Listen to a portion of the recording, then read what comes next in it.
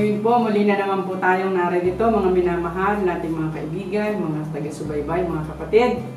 Tayo po'y muling mag-aaral ng salita ng Diyos sa pamamagitan po ng ating lesson quarterly. At atin po muling bibigyan ng pansin ang ating mga kapatid na ito, ang mga taga-Sampaloc Seventh-day Adventist Church. Kami po'y naghahanga din na makasama ninyo sa inyong simbahan. Subalit hindi naman po namin alam kung kailan. Subalit kami po ay magsisikap na kayo'y mabisita namin. Ang Taytay Rizal Seventh-day Adventist Church, ang Parañaque Central Church, ang Puo Kapitan Batangas, ang Project 8 Seventh-day Adventist Church, ang Malanto Malilipot Seventh-day Adventist Church, ang Bunga, ang Bunga Manito, ang Malubago. Sa Manito din po ito, magandang araw po sa inyo.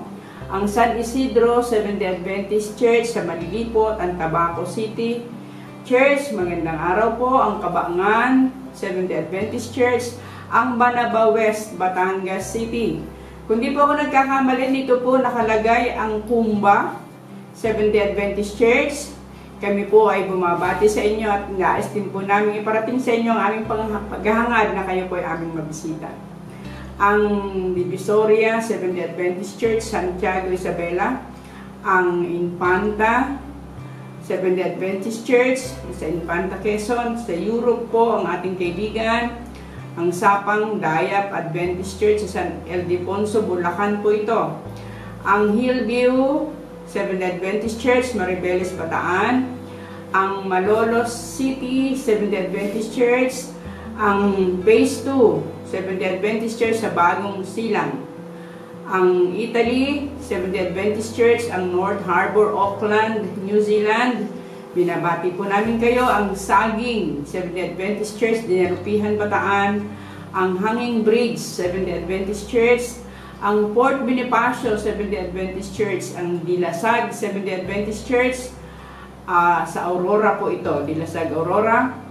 Ang Seventh-day Adventist Church po sa Angat, Bulacan. At Seventh-day Adventist Church din po sa Pasig City.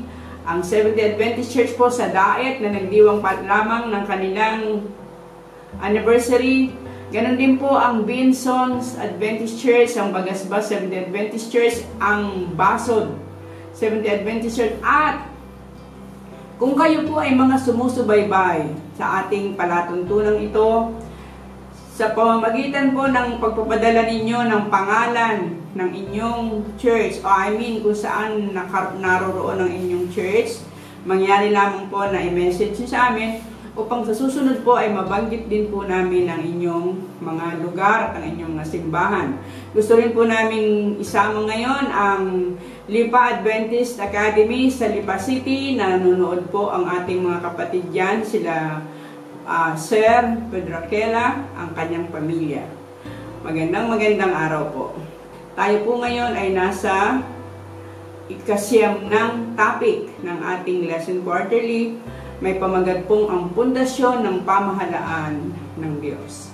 At muli po tayo po muna ay mananalangin, hihingi natin ang patnubay ng ating Panginoon. Diyos ka pong makapangyarihan sa lahat. Muli po, kami po ay nagpupuri sa inyong banal na pangalan. Napakabuti mo, Panginoon. At kami rin po'y umaasa at umihiling sa inyo na kami po'y inyong pagpalain. Buksan ang aming mga isipan sa pag-aaral na ito sapagkat nais po naming mas malalim pa naming maunawaan ang inyong banal na salita. Tulungan po si Pastor Levi Perdon sa kanya pong pangunguna at pagpapaliwanag ng mga aralin ito. At kami po'y umaasa, Panginoon, na kami po'y patuloy mong gagabayan, patatawarin sa aming mga kasalanan, sa pangalan po ng aming Panginoong Jesus. Amen. Kagaya po ng ating nabanggit, ang pundasyon ng pamahalaan ng Diyos sa ikasyam na topic. Ang ating pong memory verse ay matatagpuan natin sa Apokalipsis 12:17. Nagalit ang dragon sa babae at umalis upang digmain ang nalabi sa binhi ng babae, ang mga tumutupad sa mga utos ng Diyos at ang mga may patutuo ni Jesus. Sa pamamagitan ng masinsinang pag-aaral ng kasulatan, natuklasan ng mga Adventista ang kahalagahan ng 10 utos ng Diyos. Ito ay nakita ni Juan sa santuario sa langit.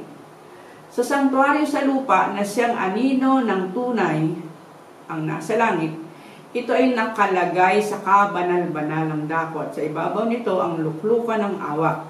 Dito sinasabing nagtagpo ang katarungan at ang biyaya. Ang kautusan ay siyang nagpapakilala sa tunay na Diyos.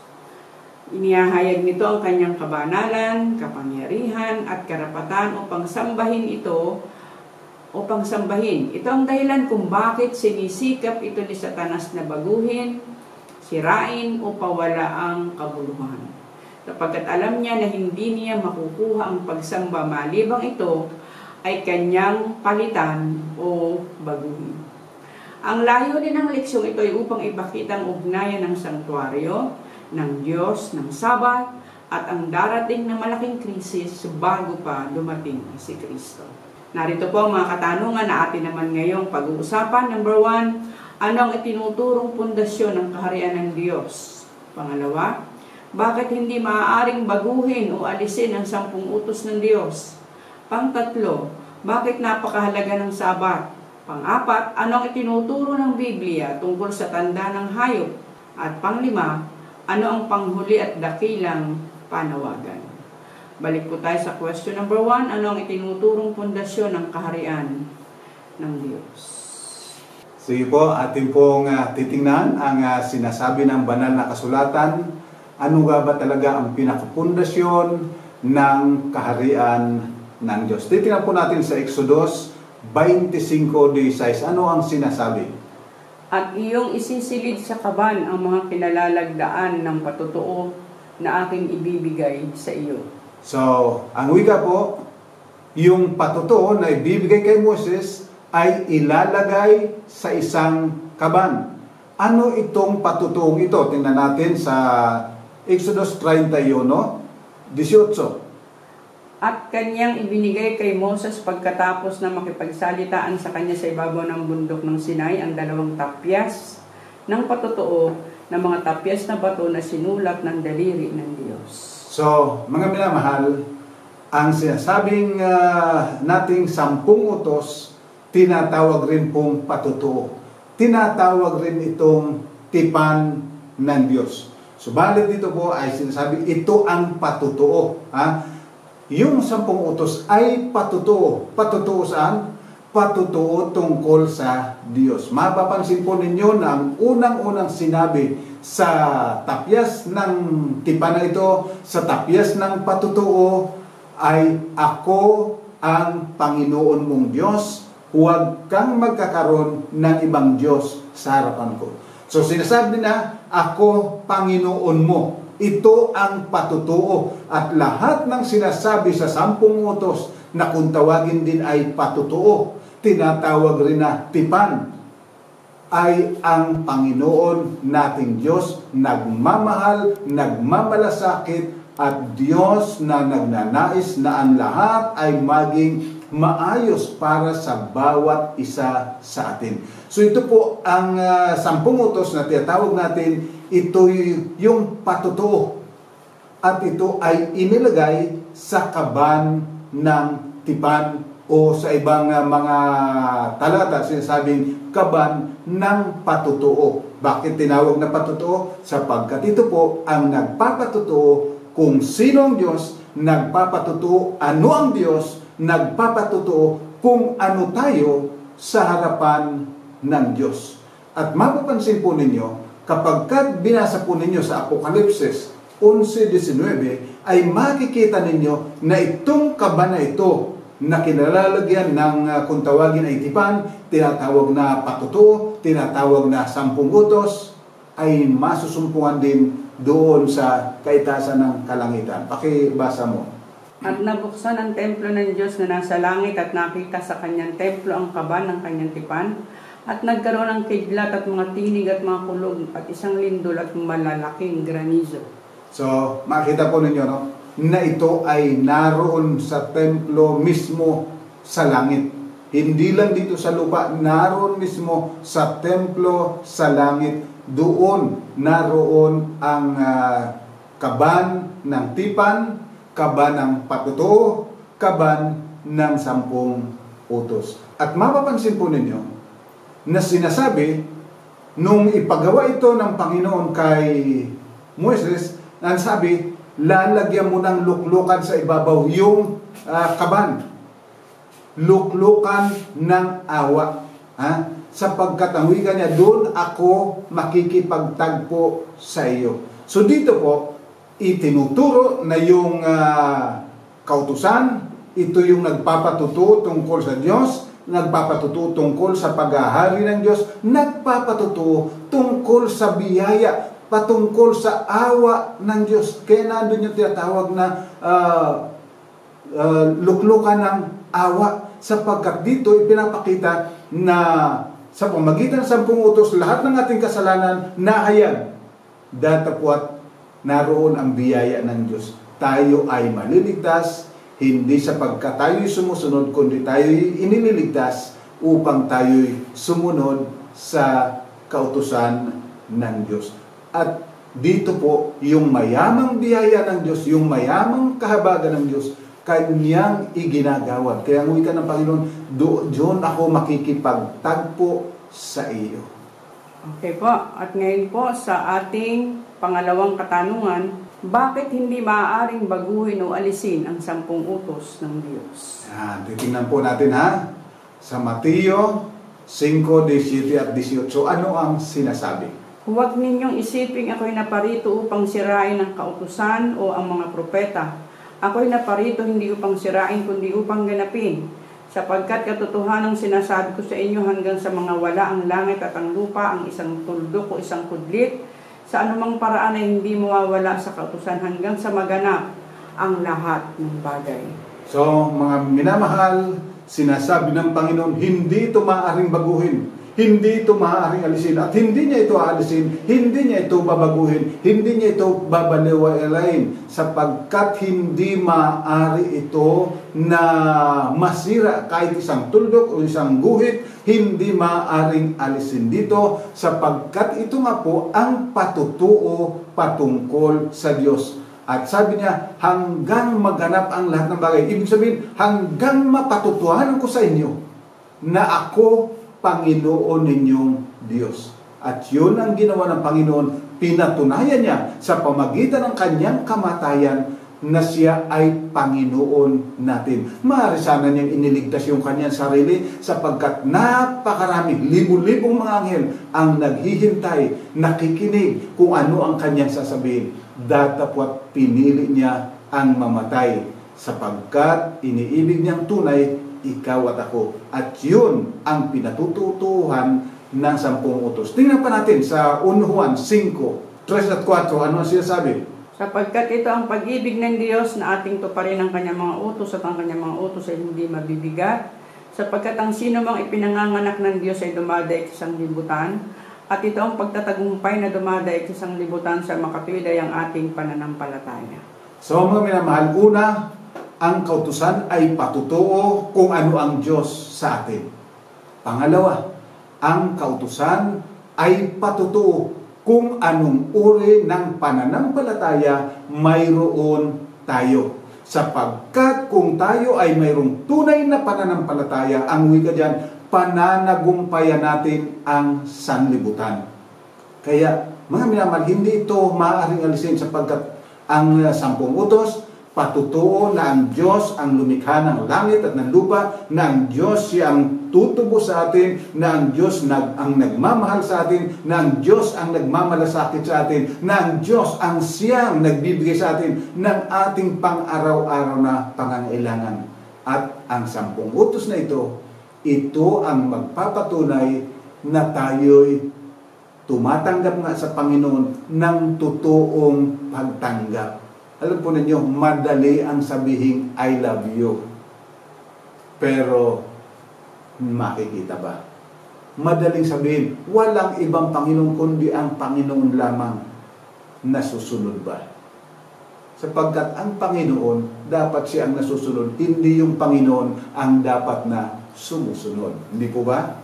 Maliwanag po yan. Okay po, at ngayon sa pangatlong katanungan, bakit napakahalaga ng Sabat? Yan, titingnan naman po natin sa Exodo 28 hanggang 11 ang sinasabi. Ano ba ang patungkol sa Sabat? Alalahanin mo ang araw ng Sabat upang ipangilin. 6 na araw na gagawa ka at iyong gagawin ang lahat ng iyong gawain. Ngunit, ang 7 araw ay Sabat sa Panginoon mong Diyos. Sa araw na yun ay huwag kang gagawa ng anumang gawa. Ikaw ni ang iyong anak na lalaki, ni babae ni ang iyong aliping lalaki, ni babae ni ang iyong baka, ni ang iyong taga-ibang lupa na nasa loob ng iyong mga pintuang daan. Sapagkat sa 6 na araw ay ginawa ng Panginoon ang langit at lupa, ang dagat at lahat ng nangaroon at nagpahinga sa 7 araw, na anupat pinagpala ng Panginoon ng araw ng Sabat at pinakabanal. So, maliwanag po. Ang Sabat, nagpapaalala na ang Diyos ang lumikha ng lahat ng bagay. Pangalawa, ang Sabat o ang 7 araw ay Sabat sa Panginoon mong Diyos. Yung pong Sabat ay ibig sabihin kapahingahan o pagtigil sa mga gawain. Bakit ang Panginoon nagpapahinga? Ang sabi po sa Marcos 2:27, ginawa ang Sabat ng dahil sa tao. So yung pong Sabat, nagpapaalaala sa atin tuwing isang linggo na ang Diyos nagmamahal, nagpapahalaga, na ang Diyos ang siyang nagpapala at nagbibigay sa atin ng lahat ng ating mga pangangailangan. Ang tao parating nababalisa, trabaho ng trabaho hanggat maaari gawing 8 araw ang isang linggo. Kung maaari gawing araw pati ang gabi. Datapot ang Sabat, nagpapaalala na tayo ay mga nilikha ng Diyos. Ang Diyos ang may-ari ng lahat at maaari na tayong matulungan sa panahon ng ating mga pangangailangan. Magtiwala lamang tayo sa Kanya. Tingnan pa po natin ang sinasabi sa Ezekiel 20, talatang 12. Bukod dito, ibinigay ko rin naman sa kanila ang aking mga Sabat upang maging tanda sa kanila, sa akin at sa kanila, upang kanilang makilala na ako ang Panginoon na nagpapaging banal sa kanila. So, makita po ninyo, upang makilala nila na ako ang Panginoon na nagpapakang banal sa kanila. So, yung Sabat po, nagpapaalala, yung Sabat nagtuturo na ang Diyos siya ang lumikha ng langit at ng lupa. Alam po ninyo, yung mga noong tinatawag na enlightenment kuno, sinasabi nila na ang sanlibutan ito matapos na likhain ng Diyos, iniwanan na para mag-evolve na, mag-manage ng kanyang sarili. Subalit ang Sabat, nagpapahayag na ang Diyos kailanman hindi tayo iniiwanan. Siya ay naglalaan ng araw para sa iyo, para sa akin, para sa ating lahat, sapagkat siya ay Panginoon nating Diyos. So, siya yung manlalalang, siya yung provider, siya yung nagbibigay sa atin ng buhay, at higit sa lahat, ang sabi, upang inyong mapagkilala na ako ang nagpapakang banal sa inyo. Hindi tayo po ang nagpapakang banal. Ang Diyos ang nagpapakang banal sa atin. At yan po ay pinatunayan sa pamagitan ng kamatayan ni Kristo doon sa krus. Nilinis niya tayo sa lahat ng ating mga kasalanan upang tayo ay maging banal sa harapan ng Diyos, sa harapan ng mga anghel, at sa harapan ng lahat ng mga nilikha. Okay po, at yan po natatapos ang question number 3. Ngayon naman po sa question number 4, ano ang itinuturo ng Biblia tungkol sa tanda ng hayop? Ayan, so mga minamahal, napakalaga po nito, yung patungkol sa tanda ng hayop. Ano po? Papansinin po ninyo na yung hayop ay tinatawag din na patutot. Patutot. Ano po ba yung patutot? Tiningnan ko sa dictionary yung patutot. Ano nga ba sa English yung patutot? Prostitute. Prostitute. Ang wika, yung naglilingkod kapalit ng bayad. Yun ang prostitute. So lahat ng mga gawain ito, kailangan mong magbayad. Lahat, wala yung paglilingkod na walang bayad. Yan po Una, na palatandaan. Pangalawa, tinatawag itong Babylonia. Ano po ba yung Babylonia? Kapag tinignan po ninyo sa original na paggamit ng salitang Babylonia, ito ang kahulugan ng salitang Babylonia pala ay Gate of Heaven. Ito ang pintuan ng langit.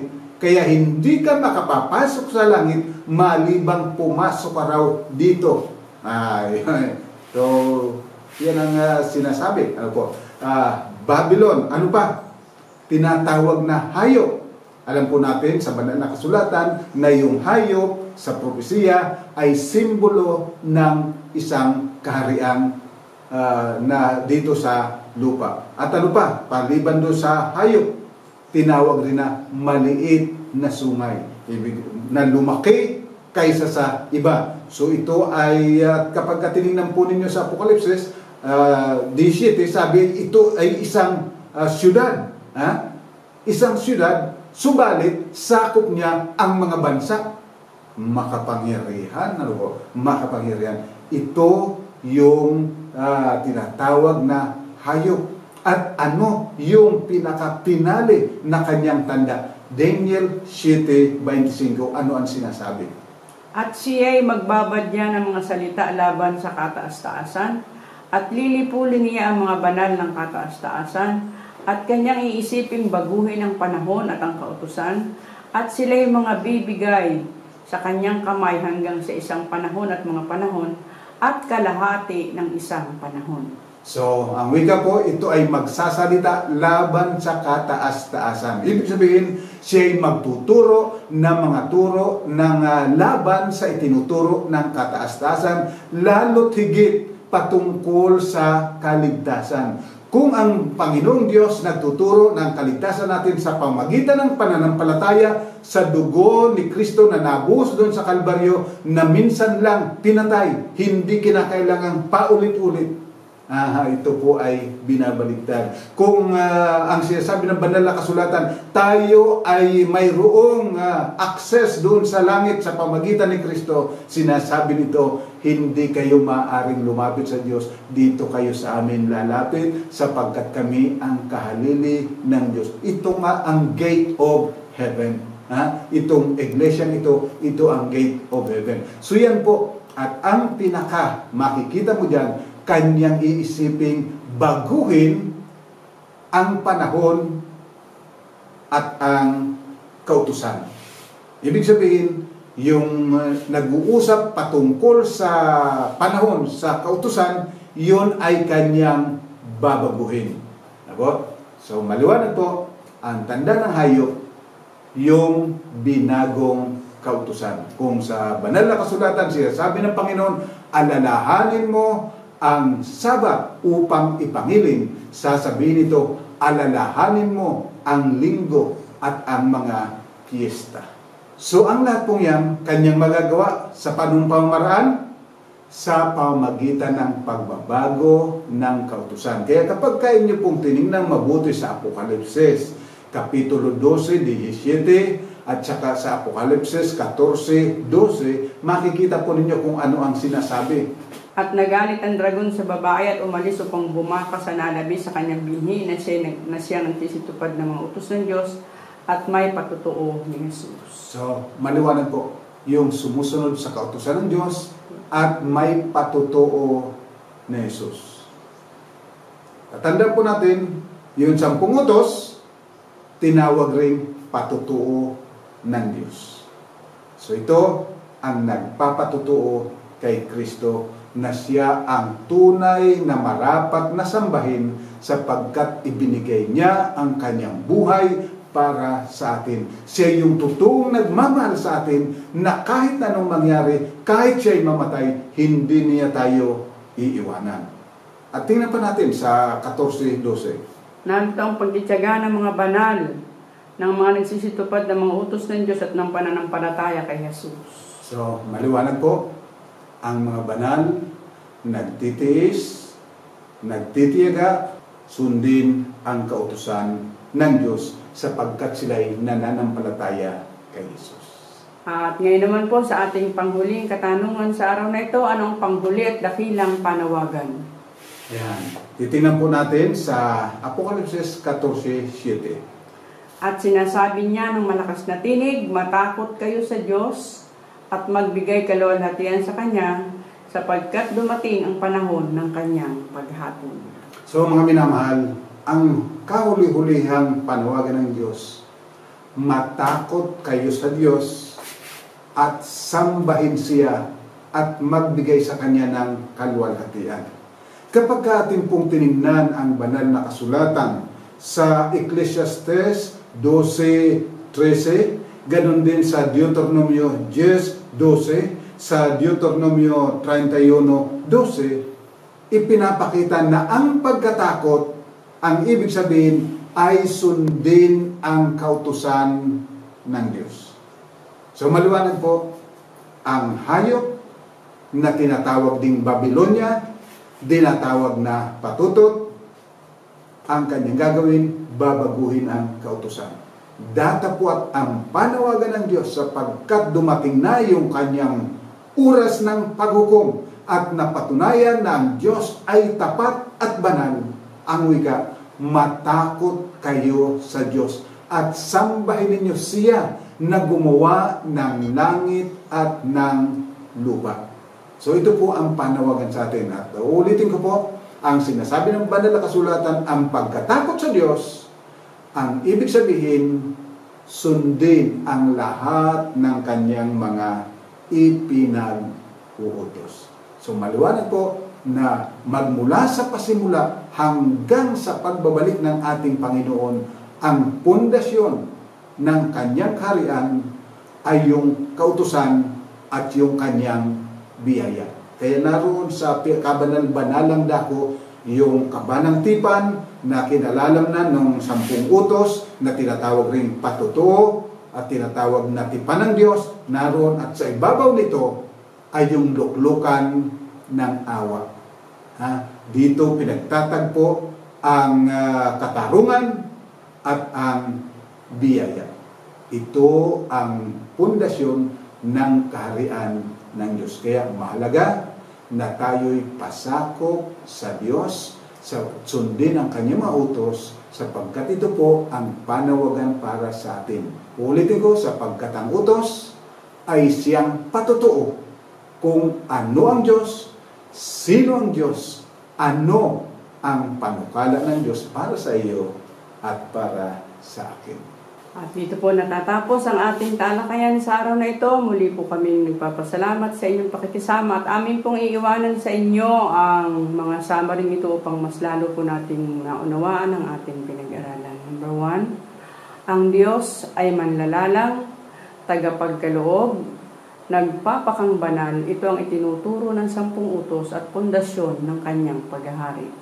Pangalawa, ang kautusan ng patutuo kung sino at ano ang Diyos sa atin at ang pagsunod dito ay patutuo ng ating pag-ibig at pananampalataya. Pangtatlo, ang Sabat nagpapakilala kung sino ang Diyos at ano siya sa ating buhay. Pang-apat, ang hayop na siya ring bulaang Kristiyano ay makikilala sa kanyang mga ginagawa. Pagbago ng kautusan, pang-uusig, pagbagsak ng katotohanan sa lupa o ng kaligtasan sa pamamagitan nila at hindi ni Kristo. At panglima, ang panawagan sa atin ngayon ay matakot o sundin ang Diyos at sapagkat ito ang tunay na pagsamba. So mga minamahal, sana po ay naging malinaw muli ang ating pag-aaral na ito. Ang pagpapala naman ng Panginoon ay sumaating sama-sama. Tayo po ay sama-samang manalangin. Ama po namin banal, muli po kami lumalapit sa iyo na nagpapasalamat na ikaw ay aming Panginoong Diyos. Ikaw ang nagbibigay sa amin ng aming pangailangan sa araw-araw. Ikaw rin ang nagbabanal sa amin dahilan sa iyong biyaya, hindi dahilan sa aming mga gawa, sapagkat ang aming gawa, ang aming kabanalan ay tulad lang ng maruming basahan sa iyong harapan. Datapwat kami po ay iyong hinubaran ng aming kasamaan at pinapalitan mo ng katuwiran ng aming Panginoon upang kami mga tawag na tunay na mga anak ng Diyos. O Amang Banal, tulungan po nawa kami na maging mapanagumpay sa aming kahinaan. madaig namin ang sanglibutan sa pamagitan ng pagpapatuloy na paglilingkod sa iyo na sundin namin ang lahat ng iyong kalooban. Salamat po sa pagpapatawad mo sa aming mga pagkukulang, pagkakasala. Ang iyo po nawang patuloy na pagpapala ay pagkaloob sa bawat isa sa amin. Pagpalain ang mga kapatid na ito na patuloy na sumusubaybay, patuloy na nagsishare ng pag-aaral na ito sa kanilang mga kaibigan, at patuloy na nagsasakabuhayan ng mga katotohanan aming nasusumpungan sa pag-aaral ng iyong banal na salita. Pagpalain po nawa ang kanilang buong sambahayan at pagpalain ang buong iglesia. Ito po ang aming samot hiling sa ngalan po ng aming Panginoong sa Jesus. Amen.